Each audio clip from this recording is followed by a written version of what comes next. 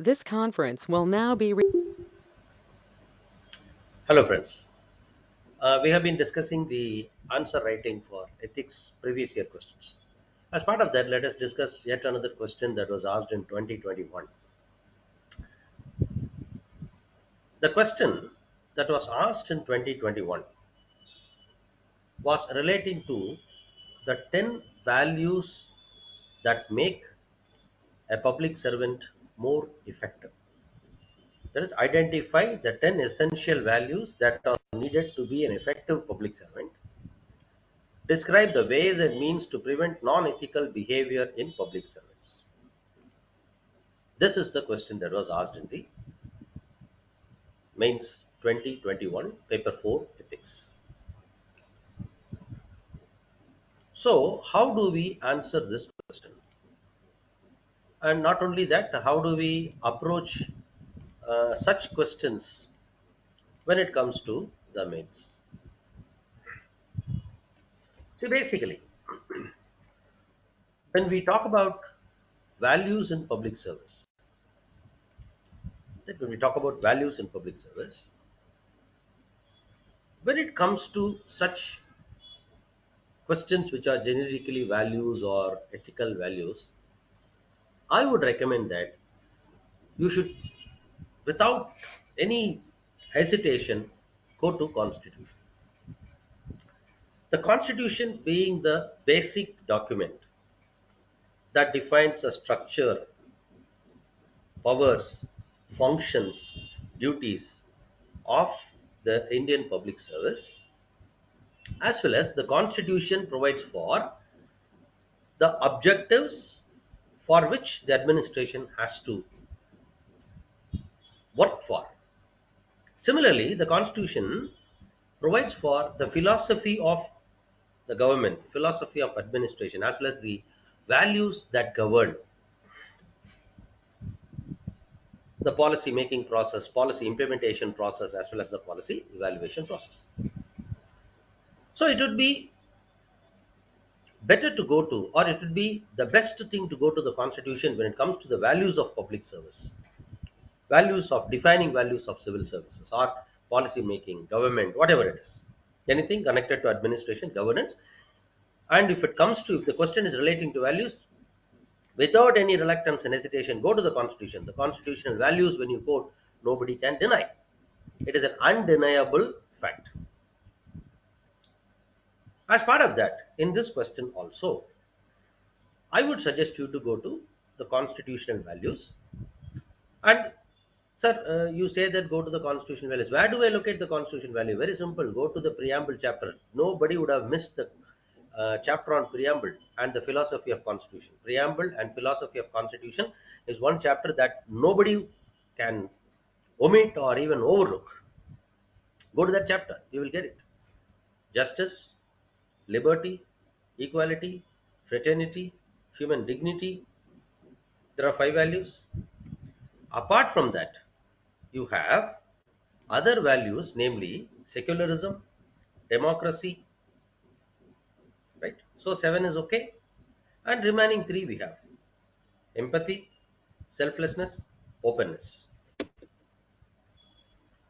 You can very simply answer this question. This is a very simple question. The philosophy of the constitution as given in the preamble will give you seven value systems. Secularism is a value that is required for, that is prescribed by the constitution, not only for public service but also for the whole society.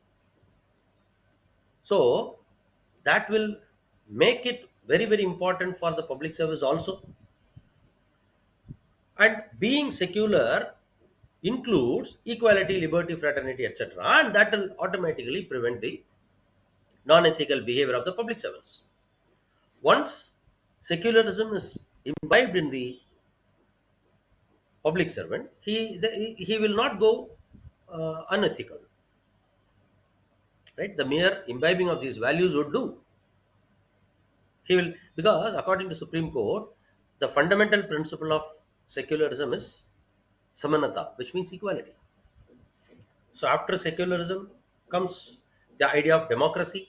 And if you very well know that democracy The Indian constitution doesn't deal with democracy only as a political process or a phenomenon, but it deals with democracy more as a value at the individual level, at the social level, and at the constitutional or political level.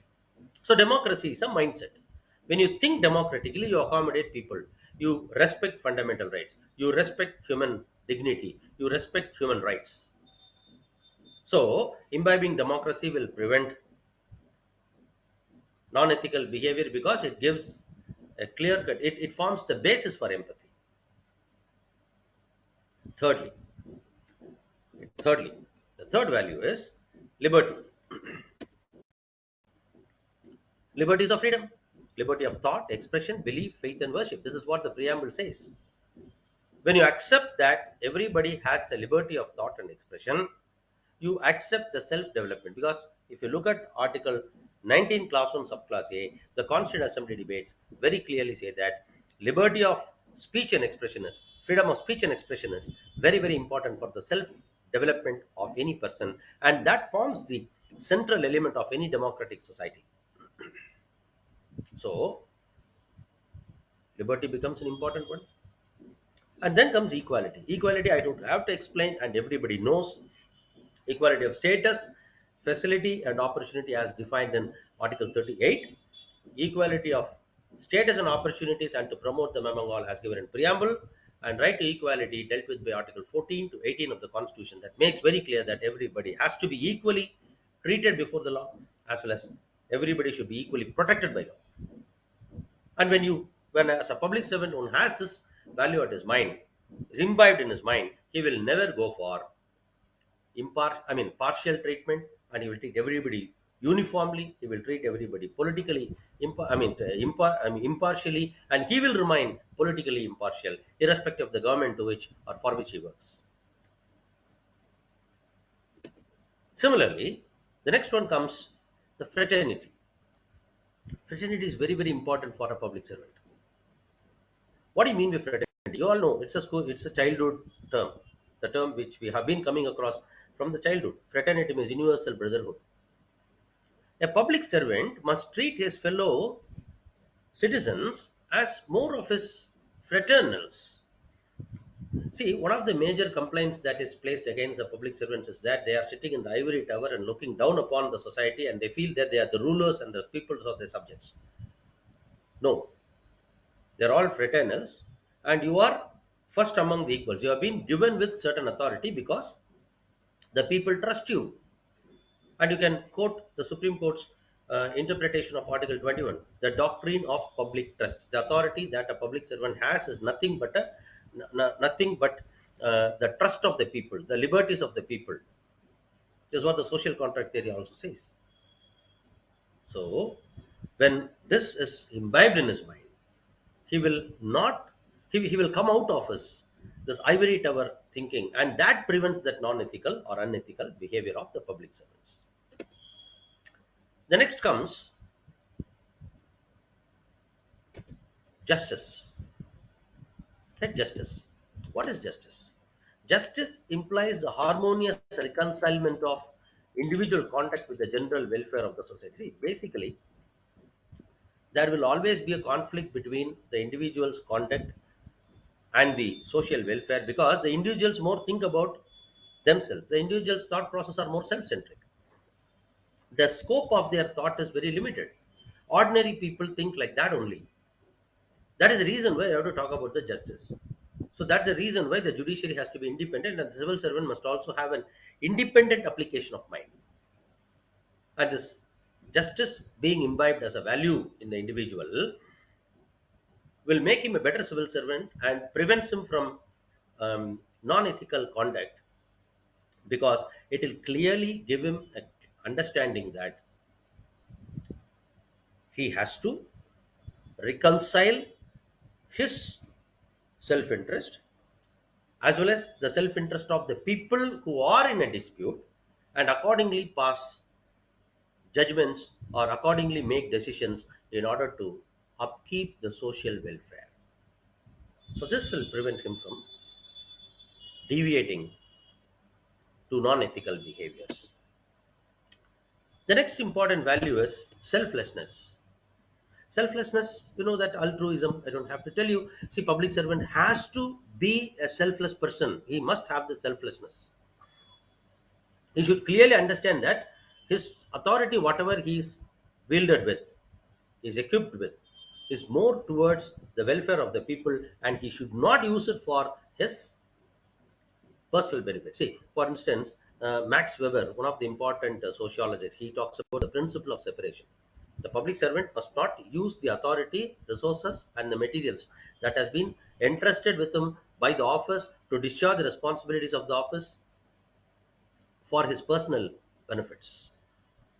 In fact, this is the central element of the canon of propriety.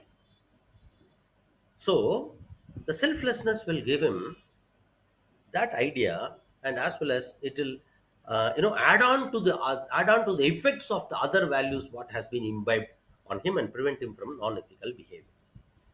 The next important value is openness. See, openness here, you should not confuse openness and transparency. Here I am talking about openness of the individual. When I say openness of the individual, it is openness of the mind. You should be open to ideas, you should be open to knowledge, you should be having a quest for knowledge. See, if talent or knowledge is not a monopoly of the public service, those days are gone. The knowledge is everywhere. Unless and otherwise the civil servant is with openness, and if he and unless he is an open minded person, he may not be able to locate the knowledge and appropriately extract the knowledge and use it for the public welfare. This is all the more important when we more talk about the role of civil society. This will enhance, or this will increase the respect of the public servant towards the society. Not only that, this will integrate the when the public servant is respecting the society for its knowledge, when the public servant is open to learn from the society, obviously the society will try to respect him. That will develop a environment of mutual respect, and thereby the civil services, the public services, and the society will get integrated inseparably as such, and they work together for the welfare of the masses in a bigger way. And this in turn will prevent the non-ethical behavior, because when the public servant, see, it's a very individual psychology. When I feel that I am respected, I will not attempt to commit a mistake. I'll think two times, three times before I take undertake any action. That way, it will help the public servant from. It will help preventing the public servant to taking to non-ethical behaviors. The same way, the next important is empathy.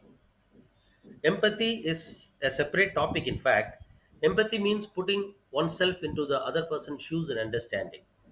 And this is all the more important for a public servant at this era, more specifically when the public service is demanded to take openly sides with the weaker sections, right? The weak and vulnerable sections, because that is very much closely related to justice. Justice is not an end, justice is a process.